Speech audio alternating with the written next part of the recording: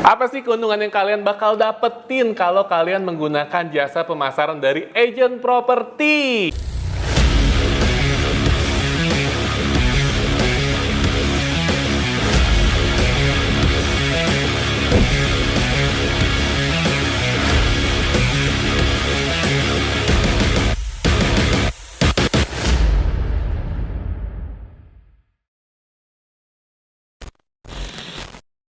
Halo teman-teman semua, kembali lagi bersama Aris Konsultan Q. Kali ini kita lagi ada di launch and indoor activity-nya dari Kota Podomoro Tenjo ya.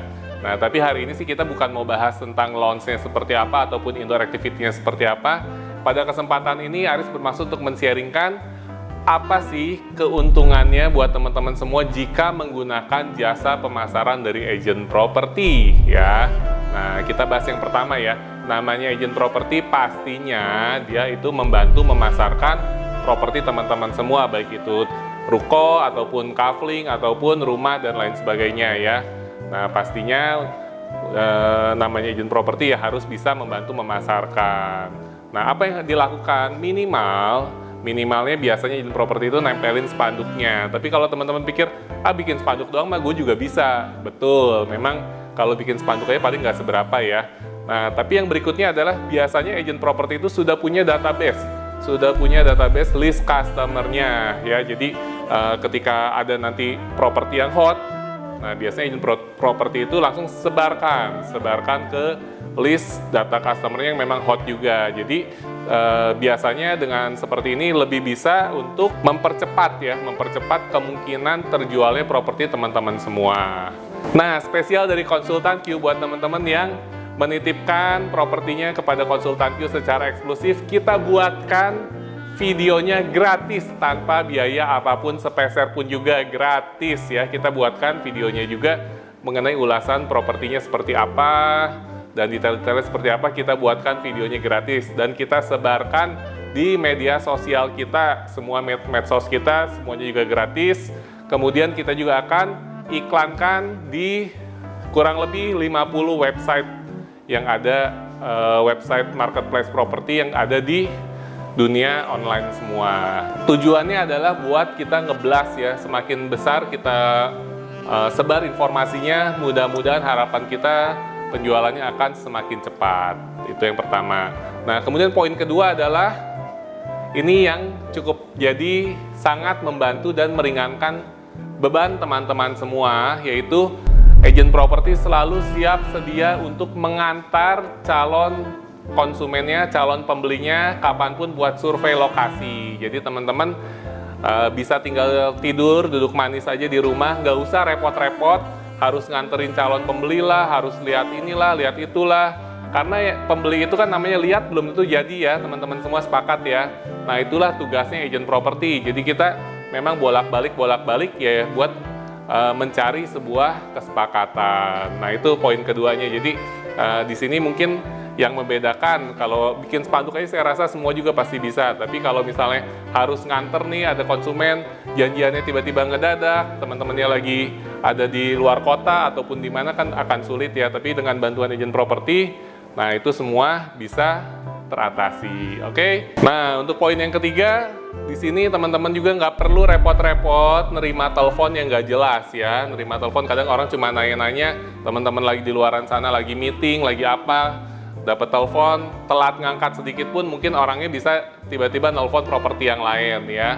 Disinilah peran agent properti sangat dibutuhkan, karena biasanya agent properti harusnya ya dia teleponnya selalu standby dan fast respon. Minimal kalau dia lagi meeting atau lagi bersama klien, nanti agent properti yang akan memfollow up penelpon yang tadi itu yang nggak sempat terangkat. Ataupun di sini kadang kita ada, kalau kita masang spanduk sembarangan bisa juga ya yang teleponnya cuman buat neror doang, cuman buat nanya-nanya nggak jelas, ataupun cuman mau kenalan, siapa tahu teman-teman pasang foto model sana jadi bikin kepo. Nah, itu yang kita hindari, dan kita intinya di sini kita sangat menjaga privasi dari klien kita masing-masing ya. Oke, sekarang kita lanjut poin keempat ya.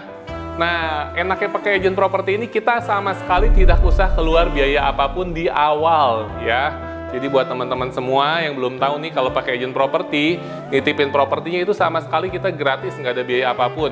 teman-teman hanya membayar jika terjadi deal atau jika terjadi transaksi, itu pun berupa komisi, dan komisinya juga menurut kita sangat-sangat wajar, seimbang dengan apa yang kita lakukan dan apa yang kita korbankan juga ya. Contohnya untuk yang properti yang disewakan, biasanya agent properti mendapatkan komisi sebesar 5%. Nah, jadi kalau dari harga sekitar 20 juta, paling fee-nya agent properti itu hanya sekitar 1 juta rupiah dari rumah yang dikontrakkan ya.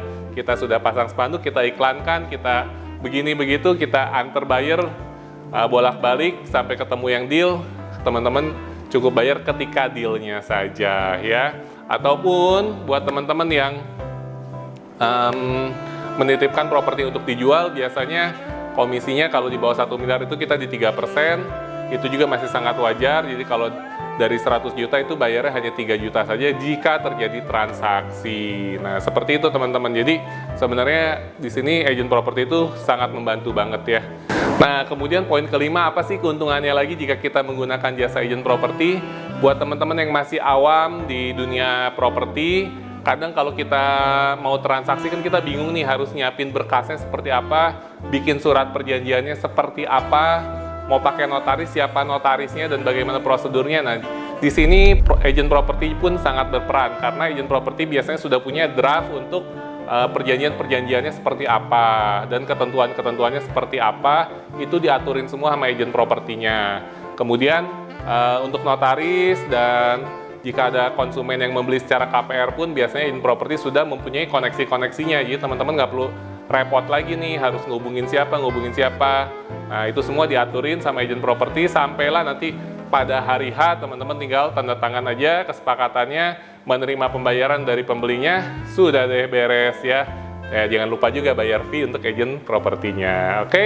Nah, kemudian yang terakhir, yang keenam, peran dari agent properti yang sangat cukup membantu adalah menjaga kestabilan emosi teman-teman semua ya. Jadi karena kita berada di tengah-tengah antara penjual dan pembeli, posisi kita memang di sini harus profesional dan netral.